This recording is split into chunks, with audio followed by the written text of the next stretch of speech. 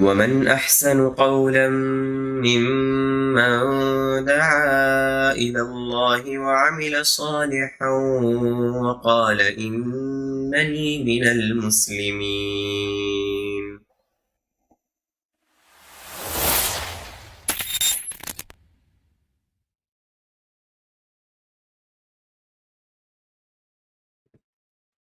السلام علیکم ورحمۃ اللہ وبرکاتہ. الحمد للہ رب العالمین والصلاة والسلام علی اشرف الانبیاء والمرسلین نبینا محمد وعلی آلہ وصحبہ وسلم تسلیما کثیرا الی یوم الدین. اما بعد، قال اللہ تعالی فی کتابہ الکریم: اعوذ باللہ من الشیطان الرجیم، قد افلح من تزکی وذكر اسم ربه فصلى بل تؤثرون الحياة الدنيا والآخرة خير وأبقى. قابل قدر حاضرین کرام، ایک مسلمان کا اس بات پر ایمان اور عقیدہ ہے کہ اللہ رب العالمین آسمان و زمین کا خالق ہے، بلکہ آسمان و زمین کے درمیان پائی جانے والی ہر چیز کا خالق اللہ رب العالمین ہے. اس بات کا اقرار ایک مسلمان تو کرتا ہی ہے، غیر مسلم افراد بھی اس بات کا اقرار کرتے ہیں. چنانچہ اللہ رب العالمین نے قرآن کریم کے اندر ارشاد فرمایا: وَلَئِن سَأَلْتَهُم مَّنْ خَلَقَ السَّمَاوَاتِ وَالْأَرْضَ لَيَقُولُنَّ اللَّهُ، کہ اگر آپ ان مشرکوں سے یہ بات پوچھیں کہ آسمان و زمین کو کس نے پیدا کیا یا بنایا، تو وہ ضرور جواب دیں گے کہ اللہ رب العالمین ہی اس کا خالق ہے. یہ تو آسمان و زمین کے پیدائش کا مسئلہ ہے.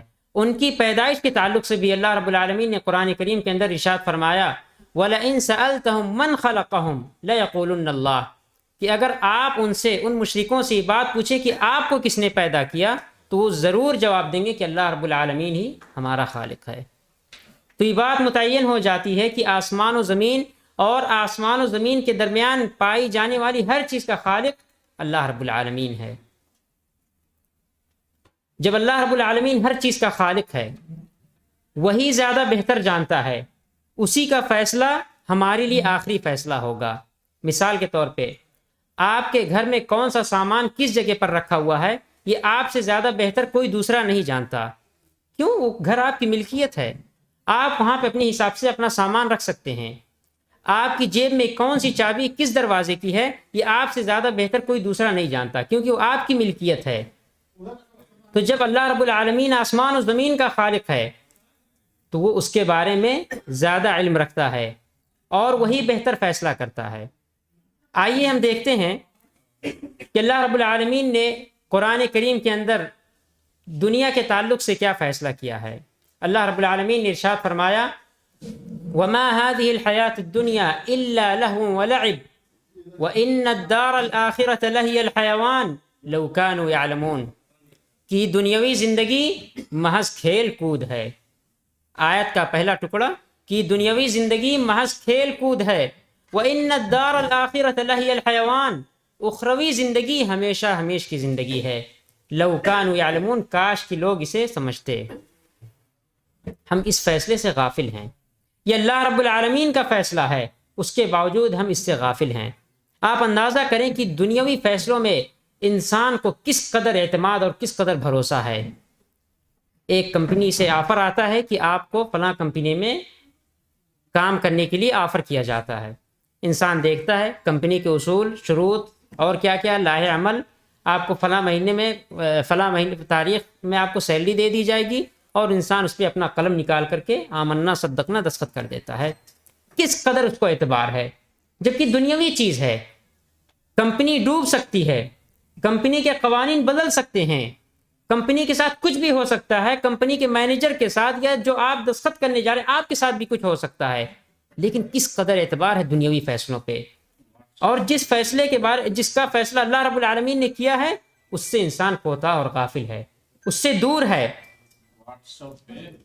اللہ کے نبی صلی اللہ علیہ وسلم نے ارشاد فرمایا: الدنیا سجن المؤمن وجنت الکافر، کہ یہ دنیا ایک مومن بندے کے لیے قید خانہ ہے، جیل کی طرح ہے، اور کافر کے لیے جنت ہے.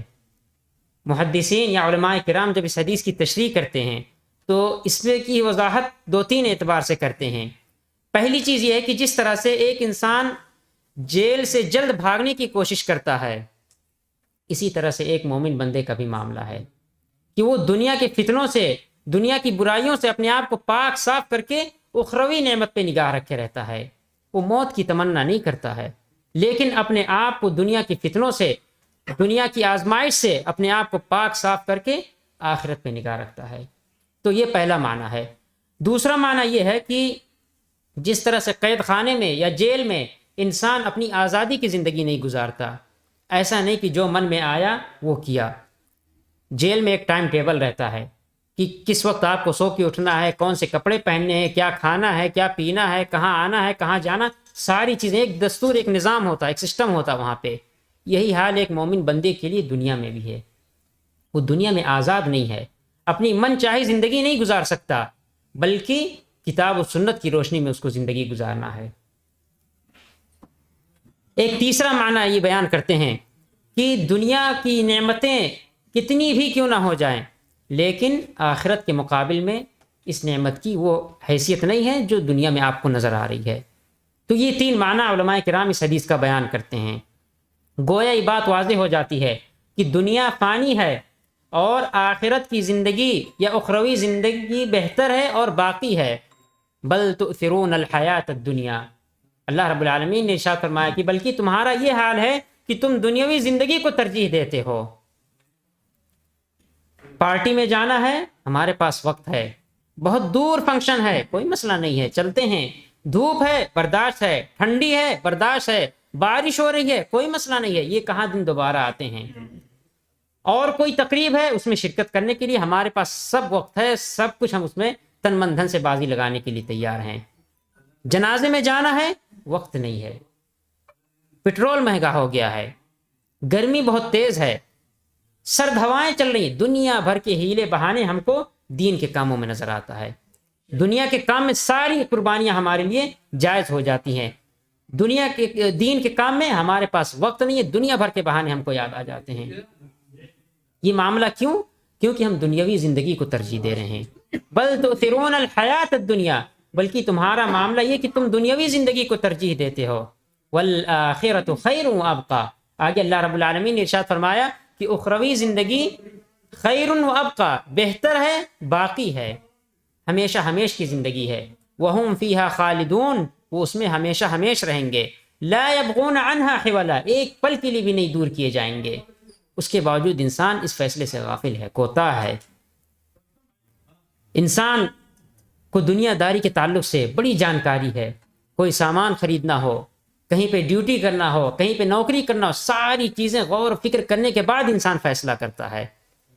لیکن دین کے کام میں یا آخرت کے بارے میں انسان کے پاس وقت نہیں ہے، نہ عمل کے لیے نہ سوچ کے لیے۔ شاید انسان کو یاد بھی نہ کہ آخری بار اس نے کب اپنے نفس کا محاسبہ کیا ہے۔ ہاں، سیلری کا، تنخواہ کا، پیسے آنے جانے کے جو ذریعے ہیں اس پہ انسان غور و فکر کر رہا ہے، لیکن اپنے دین کا محاسبہ نہیں کر رہا ہے۔ صبح سے شام تک کی مصروفیت انسان کی بس دنیا داری کے تعلق سے ہے۔ انسان خود اپنے نفس کا محاسبہ کرے اور یہ دیکھے کہ صبح سے لے کر کے شام تک اس نے کتنا وقت اللہ اور اس کے رسول صلی اللہ علیہ وسلم کے لیے خرچ کیا اور کتنا وقت اس کا دنیا داری میں گیا ہے۔ آئیے ہم دیکھتے ہیں کتاب و سنت کی روشنی میں کہ اس دنیا کی کیا حیثیت ہے آخرت کے مقابل میں۔ اللہ کے نبی صلی اللہ علیہ وسلم نے ارشاد فرمایا، لو كانت الدنيا تعدل عند الله جناح بعوضة ما سقى كافرا منها شربة ماء، کہ اگر اس دنیا کی حیثیت اللہ رب العالمین کے نزدیک مچھر کے پر کے برابر، مچھر کے ایک پر کے برابر بھی اگر اس کی حیثیت ہوتی تو اللہ رب العالمین ایک کافر کو ایک گھونٹ بھی نصیب نہ کرتا۔ یہ دنیا فانی ہے، ختم ہونے والی ہے، جس کے لیے ہم مر مٹ رہے ہیں، جس کے لیے ہماری ساری محنت، کوشش، سب کچھ اسی کے لیے ہے۔ کب تک انسان اس دنیا میں رہے گا؟ 60 سال، 70 سال، چلیں بہت ہو گئے 100 سال، شاید کسی کی 100 سال یا 120 سال کی عمر ہو۔ اس کے بعد انسان اس دنیا کو چھوڑ کر کے آخرت کی زندگی کے لیے سفر کرے گا۔ کیا تیاری ہے ہماری اس کے لیے؟ کیا ہم نے کیا اس آخرت کی زندگی کے لیے؟ ہماری ساری محنت صرف دنیا داری کے لیے ہے۔ اسی طرح سے ابن مسعود رضی اللہ عنہ کی روایت ہے کہ ان رسول اللہ صلی اللہ علیہ وسلم نام على حصیر فقام وقد اثر في جسده فقال ابن مسعود یا رسول اللہ لو امرتنا ان نبسط لك ونعمل فقال ما لي والدنيا وما انا والدنيا الا كراكب استظل تحت شجرة ثم راح وتركها۔ کہ اللہ کے نبی صلی اللہ علیہ وسلم ایک بار آرام فرما رہے تھے یا لیٹے معمولی سی چٹائی پہ، جب چٹائی سے اٹھے تو پیٹھ پہ نشان بن گئے تھے چٹائی کے۔ تو ابن مسعود رضی اللہ عنہ کہتے ہیں اللہ کے نبی صلی اللہ علیہ وسلم آپ ہمیں حکم دیے ہوتے، ہم آپ کے لیے آرام دہ اور نرم گدے کا انتظام کر دیے ہوتے، تو اللہ کے نبی صلی اللہ علیہ وسلم نے کیا ارشاد فرمایا، مالی والدنیا، اس دنیا سے کیا مجھے لینا دینا یا کیا سروکار، وما انا والدنیا الا كراكب استظل تحت شجرة ثم راح وتركها، میری مثال اس دنیا میں اس مسافر کی طرح ہے، اس رہ گزر کی طرح ہے جو کہیں پہ جا رہا تھا، کسی پیڑ کے نیچے سایہ حاصل کیا اور اس کے بعد اس کو چھوڑ کر کے آگے چلا گیا۔ یہ بات واضح ہو جاتی کہ اس دنیا میں ہمیشگی نہیں ہے، انسان کو ایک نہ ایک دن چھوڑ کر کے جانا ہے۔ اسی طرح سے اللہ کے نبی صلی اللہ علیہ وسلم نے ارشاد فرمایا رکعت الفجر خیر من الدنیا وما فیہا، کہ نماز فجر کی جو 2 رکعت سنت ہے یہ دنیا ما فیہا سے بہتر ہے۔ آپ یہاں پہ دیکھیں، مالداری کو یا اور کسی چیز کو معیار نہیں بنایا، بلکہ عمل صالح کو، عبادت کو یہاں پہ مقدم کیا اور اسی کو پیش کیا یہاں پہ کہ دنیا ما فیہا سے بہتر ہے۔ کون سی چیز؟ نماز فجر کی 2 رکعت سنت۔ اسی طرح سے اللہ کے نبی صلی اللہ علیہ وسلم نے ارشاد فرمایا وَخَيْرُ مَتَاعِ الدُّنْيَا الْمَرْأَةُ الصَّالِحَةُ، کہ دنیا کے بہترین ساز و سامان یا فائدہ اٹھانے کی چیز میں کون سی چیز ہے؟ نیک بیوی ہے۔ صالحیت، نیکی کو یہاں پہ مقدم کیا، یہ نہیں کہا کہ جس کی بیوی سب سے زیادہ خوبصورت ہو یا جو سب سے زیادہ مالدار ہو یا جو بہت اونچے گھرانے کی ہو، نہیں، المرأة الصالحہ، نیکی کو یہاں پہ مقدم کیا۔ نیکی یہی معیار ہے۔ اگر ایک انسان کو نیک بیوی مل جاتی تو اس کے لیے ایک بہت بڑی نعمت ہے۔ انسان سے اگر دین میں یا عمل میں، عبادات میں کسی طرح کی کوتاہی ہو رہی ہے تو وہ بیوی آپ کے لیے آپ کی اصلاح کا کام کرے گی، بچوں کی تربیت کا مسئلہ ہے، اور بھی کئی چیزیں، کئی فائدے ہیں اس کے اگر ایک انسان کو نیک بیوی مل جاتی ہے۔ اسی طرح سے اللہ رب العالمین نے ارشاد فرمایا وَمَا خَلَقْتُ الْجِنَّ وَالْإِنسَ إِلَّا لِيَعْبُدُونَ، کہ میں نے جنات اور انسانوں کو اس لیے پیدا کیا تاکہ وہ میری عبادت کریں۔ یہاں پہ بھی دیکھیں نیکی کو یا عبادت کو یہاں پہ اللہ رب العالمین نے ذکر کیا اور اسی کو معیار بنایا۔ یہ نہیں کہا کہ دنیا میں جا کر کے اپنی من چاہی زندگی گزاریں، بس روپے پیسے کمانے میں لگ جائیں اور اللہ کو بھول جائیں، دین کو بھول جائیں، نہیں، بلکہ یہاں پہ کہا الا لیعبدون، تاکہ وہ میری عبادت کریں۔ ما اريد منهم من رزق وما اريد ان يطعمون، اللہ رب العالمین نے آگے ارشاد فرمایا کہ میں ان سے روزی نہیں چاہتا اور نہ یہ چاہتا کہ وہ مجھے کھلائیں۔ اللہ رب العالمین ہماری روزی کا محتاج نہیں ہے۔ وَهُوَ يُطْعِمُ وَلَا يُطْعَمُ، اللہ رب العالمین کھلاتا ہے، کھلایا نہیں جاتا ہے۔ ایک انسان سوچ سکتا ہے کہ جب دنیا کی یہی حیثیت ہے یا دنیا کا یہی مقام ہے تو ہم اس دنیا میں کس لیے آئے ہیں، یا اگر اس دنیا میں ہم آئے ہیں تو اس کے ساتھ بہت سی چیزیں ضروری ہے، بہت سے لوازمات ہیں، ضروریات ہیں۔ انسان دنیا میں آیا ہے تو بیمار بھی ہوگا، اس کو ڈاکٹر کی بھی ضرورت ہے، دنیا میں آیا تو اس کو پیسے بھی کمانے ہیں، دنیا میں آیا تو اس کو نوکری کی بھی ضرورت ہے، اس میں کوئی شک نہیں کہ یہ ساری چیزیں بھی ضروری ہے۔ لیکن ایک انسان کی آزمائش اور اس کا امتحان اسی میں ہوتا ہے کہ وہ دنیا میں آ کر واقعی دنیا کا ہو جاتا ہے اور اللہ کو بھول جاتا ہے، اللہ سے غافل ہوتا ہے یا نہیں۔ ایسا تو نہیں کہ وہ پیسے کمانے کے چکر میں اللہ سے دور ہو گیا، دین سے دور ہو گیا، اللہ کے نبی صلی اللہ علیہ وسلم کے احکام سے دور ہو گیا ہے، اسی میں اس کی آزمائش ہوتی ہے۔ یہ نہیں کہنے کا مطلب ہے کہ انسان دنیا کو بالکل بھول جائے، بلکہ یہ چیز نصوص کے مخالف ہے۔ بلکہ اللہ رب العالمین نے ارشاد فرمایا وَابْتَغِ فِيمَا آتَاكَ اللَّهُ الدَّارَ الْآخِرَةَ وَلَا تَنْسَ نَصِيبَكَ مِنَ الدُّنْيَا، دنیا میں آپ آئے ہیں، کام بھی کریں، بیمار ہوں گے ہاسپٹل بھی جائیں، اسباب جو اس کو اختیار کریں، لیکن یہ اصل نہ اس کو بنائیں، بلکہ آپ کی نگاہ اخروی زندگی پہ رہے، آخرت کی تیاری میں بھی آپ اپنا اچھا خاصا وقت صرف کریں۔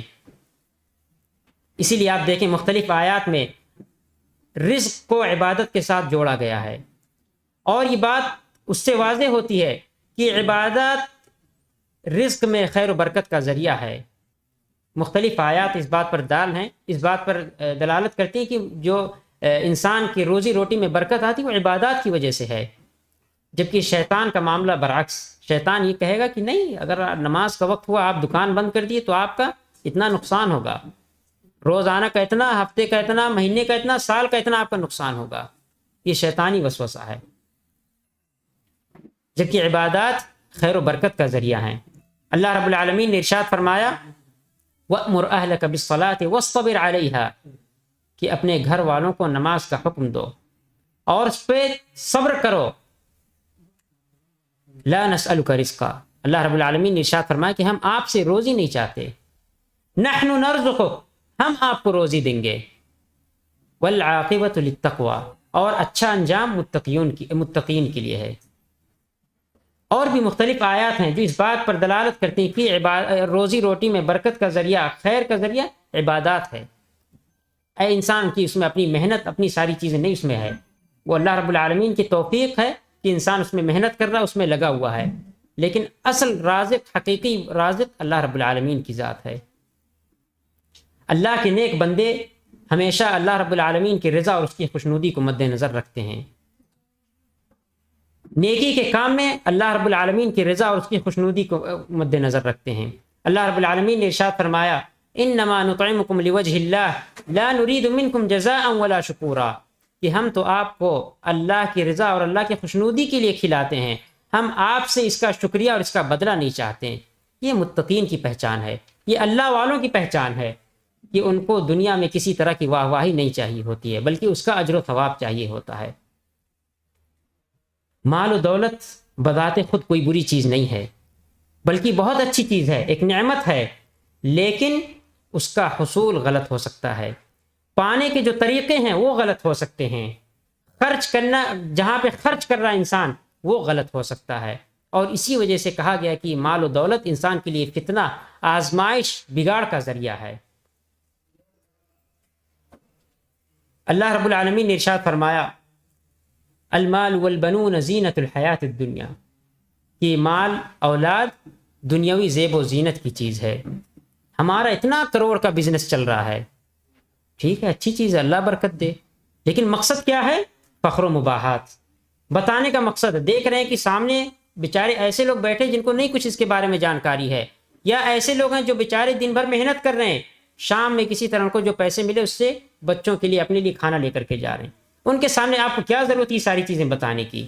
ہمارے پاس اتنے کروڑ کا بزنس ہے، ہمارے 10 بیٹے ہیں، فلاں بیٹا فلاں پوسٹ پہ ہے، فلاں بیٹی یہ کام کر رہی ہے، وہ کام کر رہی ہے، کیا ہے؟ المال والبنون زینت الحیات الدنیا، دنیاوی زیب و زینت کی چیز ہے۔ والباقیات الصالحات خیر عند ربک ثوابا وخیر املا، باقی رہنے والی چیزیں کیا ہے؟ انسان کا نیک عمل ہے، وہ چیز باقی رہے گی۔ اور اس سے بڑھ کر کے افسوس ہمیں اپنے اوپر ہوتا ہے جب ہم دیکھتے ہیں کہ ایک انسان مالدار ہے اور اس کے اندر دنیا داری حد سے زیادہ ہے اور اپنے آپ کو نمایاں کرنے کی بھی کوشش کرتا ہے، کیوں ہم اس کے پیچھے لگے رہیں؟ یہ افسوس کا مقام ہے۔ ایک عالم دین کے ساتھ، ایک نیک انسان کے ساتھ شاید اکا دکا نظر آئیں، جبکہ ایک مالدار انسان اگر چلتا تو اس کے پیچھے دیکھیں 10 آدمی چلتے پھرتے رہتے ہیں۔ کیا ضرورت ہے آپ کو اپنا معیار گرانے کی؟ کیا ضرورت آپ اس کے پیچھے حقیر ہو رہے ہیں؟ مالداری اس کے ساتھ، قیامت کے دن اس کو حساب دینا ہوگا، آپ نہیں جا کر کے اس کا حساب دیں گے، کیوں آپ اس کے پیچھے لگے ہیں؟ یہ افسوس کا مقام ہے۔ کیوں؟ ہمارے اندر دنیا داری والا معاملہ ہے، ہم نے دنیا داری کو، پیسے کو سب سے اہم معیار بنائے رکھا ہے، اس وجہ سے ہم اس کے پیچھے لگے رہتے ہیں۔ اسی طرح سے اللہ رب العالمین نے ارشاد فرمایا مثل الذین ينفقون اموالهم فی سبیل اللہ کمثل حبۃ انبتت 7 سنابل فی کل سنبلۃ 100 حبۃ واللہ یضاعف لمن یشاء واللہ واسع علیم، کہ ان لوگوں کی مثال جو اللہ کے راہ میں خرچ کرتے ہیں۔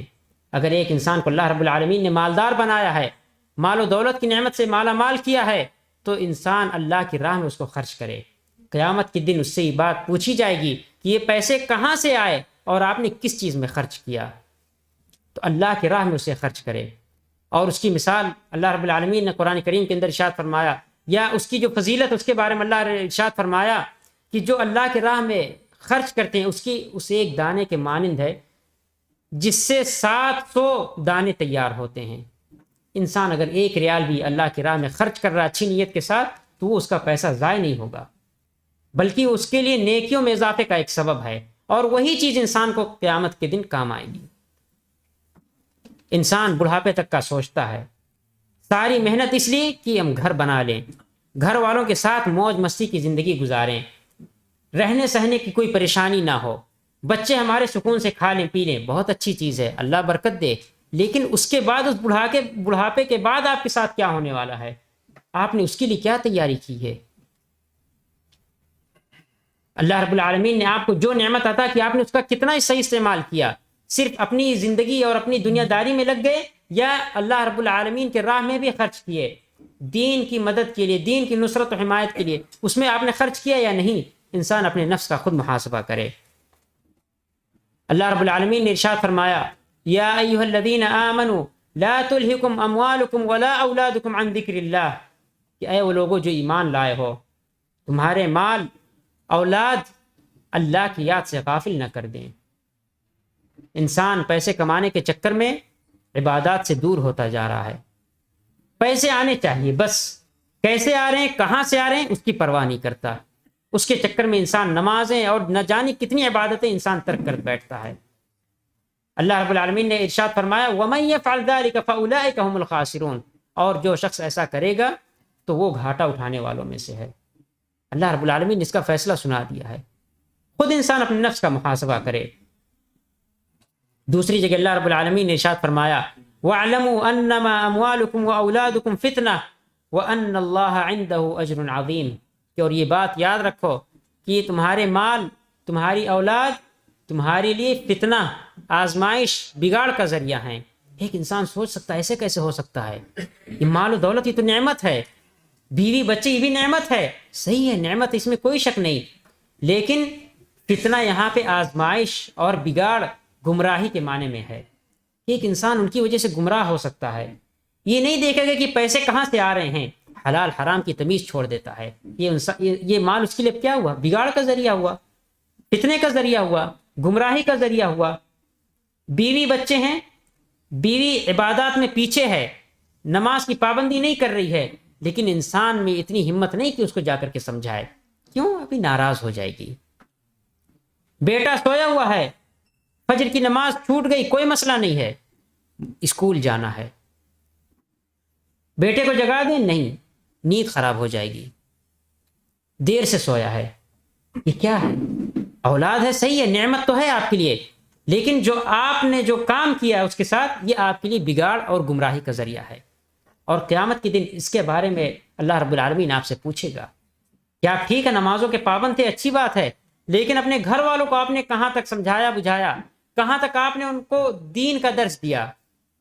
اور وہی بیوی بچے جن کو آپ نے دنیا میں اتنا لاڈ پیار دیا ہے وہی قیامت کے دن آپ کی شکایت کریں گے، اللہ رب العالمین سے وہی شکایت کریں گے کہ یہ بندہ، یہ باپ، یہ شوہر نیک تو تھا لیکن کبھی اس نے ہم کو نیکی کا درس نہیں دیا، کبھی اس نے ہم کو یہ نہیں بتایا کہ یہ چیز عبادت ہے، یہ چیز بھی کرنی چاہیے۔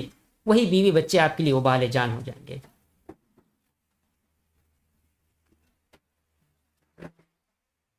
اگر انسان مالدار ہے، مالدار کے ساتھ صرف دنیا دار ہے، تو اتنا یاد رکھیں کہ یہ مال اس کے لیے قیامت کے دن وبال جان ہے۔ اللہ رب العالمین نے ارشاد فرمایا ما اغنى عنی مالیہ ہلک عنی سلطانیہ، آپ مالدار ہیں لیکن دنیا دار ہیں، قیامت کے دن وہ مال و دولت آپ کی کسی کام کی نہیں ہے۔ ہاں مالدار ہیں لیکن یہ کہ اس کا صحیح استعمال کر رہے ہیں، اللہ کے راہ میں بھی خرچ کر رہے ہیں، حلال حرام کی تمیز کر رہے ہیں، تو وہی چیز آپ کے لیے اجر و ثواب کا بھی ذریعہ ہے۔ اللہ رب العالمین نے ارشاد فرمایا انما اموالکم واولادکم فتنہ۔ دیکھیں مختلف آیات ہے جہاں پہ اللہ رب العالمین نے فتنے کا لفظ استعمال کیا ہے۔ انسان یہ سوچ سکتا ہے ایسے کیسے ہو سکتا ہے؟ ایک انسان کے پاس بڑے ارمانوں سے اولاد آتی ہے، مختلف علاجات اور نہ جانے کیا کیا چیزیں انجام دیتا ہے، اس کے بعد اولاد آتی ہے، اس کے بعد وہی چیز اس کے لیے وبال جان، بگاڑ کا ذریعہ، گمراہی کا ذریعہ۔ اسی وجہ سے کہ اگر ایک انسان کو کوئی بھی نعمت مل رہی ہے، مال و اولاد کی شکل، مال و دولت کی شکل میں ہو، بیوی بچوں کی شکل میں ہو، یا کسی بھی شکل میں ہے، قیامت کے دن اللہ رب العالمین اس کے تعلق سے پوچھے گا کہ آپ کو یہ نعمت دی گئی تھی، آپ نے اس میں کیا کیا، پیسے آپ کے آئے کہاں سے آئے اور کس چیز میں آپ نے خرچ کیا، ان سب چیزوں کے بارے میں اللہ رب العالمین قیامت کے دن پوچھے گا۔ پھر آگے اللہ رب العالمین نے ایسے لوگوں کے بارے میں ارشاد فرمایا جو کامیاب ہیں، دنیا کے فتنوں سے بچے ہیں، اور جن کی کچھ خاص صفت ہے جس کی وجہ سے وہ کامیاب ہیں۔ اللہ رب العالمین نے ارشاد فرمایا رجال لا تلہیہم تجارت ولا بیع عن ذکر اللہ واقام الصلاۃ وایتاء الزکاۃ یخافون یوما تتقلب فیہ القلوب والابصار، کہ ایسے اللہ کے نیک بندے جو دنیا کو اپنا معیار نہیں سمجھے یا دنیا ہی کو صرف ترجیح نہیں دیے، بلکہ اللہ رب العالمین کے احکام پہ عمل کر کے، اللہ رب العالمین کے جو احکام ہیں، اللہ کے نبی صلی اللہ علیہ وسلم نے جن باتوں کا حکم دیا ہے اس پر عمل کر کے اپنے آپ کو کامیاب بنائیں۔ ایسے لوگ ہیں کہ جن کو کاروبار یا مال و دولت کی چیزیں یا یہ ساری چیزیں اللہ کی یاد، اللہ کے ذکر سے، نماز سے، زکوٰۃ کی ادائیگی سے، ان سب چیزوں سے غافل نہیں کر سکی۔ یہیں سے بات واضح ہو جاتی کہ یہاں پہ جو معیار ہے صالحیت ہے، نیکی ہے، جس کی بنیاد پہ انسان عمل کر رہا ہے، اور وہی اس کی کامیابی کا ایک ذریعہ ہے۔ اسی طرح سے اللہ رب العالمین نے ارشاد فرمایا الا ان اولیاء اللہ لا خوف علیہم ولا هم يحزنون، کہ جو اللہ کے ولی ہیں، اللہ کے جو دوست ہیں، ان پر کوئی خوف یا دہشت کی کوئی بات نہیں، اور نہ ہی وہ غمگین ہوں گے۔ اب ان کی پہچان کیا ہے؟ الذین آمنوا وکانوا یتقون، جو ایمان لائے اور اللہ سے ڈرتے رہے، کسی بھی چیز میں، عبادات میں، پیسہ کمانے کی چیز میں، بچوں کی تربیت، اور بھی جو بھی ذمہ داری دی گئی ہے ان کو، اس میں اللہ رب العالمین کا تقوی، اللہ رب العالمین کے تقوی اور اللہ رب العالمین کے ڈر کو مد نظر رکھے۔ ایسے لوگ کامیاب ہیں۔ الذین آمنوا وکانوا یتقون لہم البشری فی الحیات الدنیا وفی الآخرہ، ان کے لیے بشارت ہے، خوشخبری ہے، کہاں پہ؟ دنیا میں بھی اور آخرت میں بھی۔ ایسے لوگ کامیاب ہیں۔ یا اسی طرح سے اللہ رب العالمین نے خرچ کرنے کے تعلق سے ارشاد فرمایا الذین ينفقون اموالهم فی سبیل اللہ ثم لا يتبعون ما انفقوا منا ولا اذى، کہ ایسے لوگ کامیاب ہیں جو اللہ کی راہ میں خرچ تو کرتے ہیں، خرچ کرنے کے بعد کسی طرح کی تکلیف یا کسی طرح کا احسان نہیں جتلاتے۔ ایسے لوگ کامیاب ہیں۔ وہ ان کا اگر خرچ کرتے ہیں تو واہ واہی ان کا مقصد نہیں ہے، وہ یہ نہیں چاہتے کہ آپ ان کی تعریف کریں، محفلوں میں ان کا تذکرہ کریں کہ فلاں آدمی دیکھیں ماشاءاللہ اللہ کی راہ میں کتنا خرچ کرتا ہے۔ وہ ان سب چیزوں سے بچتے ہیں۔ ان کا مقصد اللہ رب العالمین سے اجر و ثواب اور اللہ رب العالمین کی رضا اور اس کی خوشنودی ہے۔ اسی طرح سے اللہ رب العالمین نے ارشاد فرمایا وَمَن يُطِعِ اللَّهَ وَرَسُولَهُ وَيَخْشَ اللَّهَ وَيَتَّقِهْ فَأُولَٰئِكَ هُمُ الْفَائِزُونَ، کہ جو اللہ اور اس کے رسول سے ڈرے یہی لوگ کامیاب ہیں۔ تقوی کی بڑی اہمیت ہے۔ ہر چیز میں انسان اسی کو مد نظر رکھے، انسان تنہائی میں ہو، اکیلے ہو یا مجمع میں ہو، سب کے ساتھ ہو، گھر میں ہو، کہیں بھی ہو، انسان اس چیز کو یاد رکھے، اور یاد رکھے جو بھی اس کے پاس نعمت ہے وہ اللہ رب العالمین کی طرف سے ہے، اور قیامت کے دن اس کے بارے میں پوچھا جائے گا۔ ایک آخری پوائنٹ کہ ہم اپنے آپ کو ان سب چیزوں سے کیسے محفوظ رکھیں، مال و دولت کے فتنے سے یا دنیا پرستی سے ہم اپنے آپ کو کیسے محفوظ رکھیں۔ سب سے پہلی چیز یہ ہے کہ اللہ رب العالمین کی طرف سے جو نعمت انسان کو مل رہی ہے جس شکل میں بھی ہے، یاد رکھے کہ یہ آزمائش کا ذریعہ ہے، یہ ایک آزمائش ہے، اور قیامت کے دن اس کے بارے میں پوچھا جائے گا۔ انسان اس کو مد نظر رکھے۔ اسی طرح سے اخروی نعمت پر نگاہ رکھے، صرف دنیا کی لالچ، دنیا کی نعمتوں میں نہ گھرا رہے، بلکہ یہ یاد رکھے کہ اس سے بڑھ کر کے نعمت آخرت میں ہے۔ انسان اس کے بارے میں سوچے، اس کے لیے محنت اور اس کے لیے کوشش کرے۔ ایک تیسری چیز یہ ہے کہ آخرت کے حساب کو یاد رکھے، جو بھی نعمت ہے جس شکل میں ہے، قیامت کے دن اس کے بارے میں اللہ رب العالمین آپ سے ضرور سوال کرے گا۔ چوتھی چیز یہ ہے کہ کفایت شعاری کو لازم پکڑے۔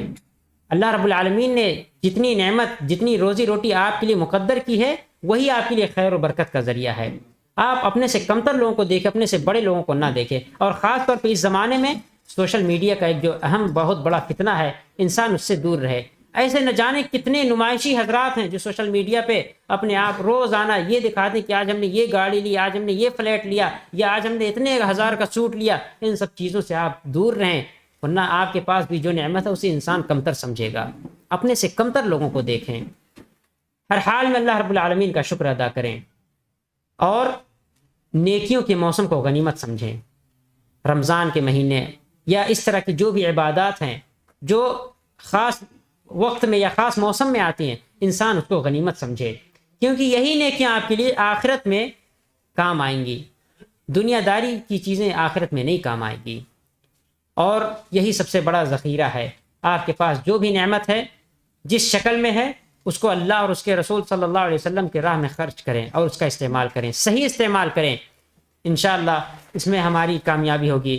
اللہ رب العالمین سے دعا ہے کہ وہ ہمیں کہنے سننے سے زیادہ عمل کی توفیق عطا فرمائے۔ اقول قولی ھذا واستغفر اللہ لی ولکم۔ السلام علیکم ورحمۃ اللہ وبرکاتہ۔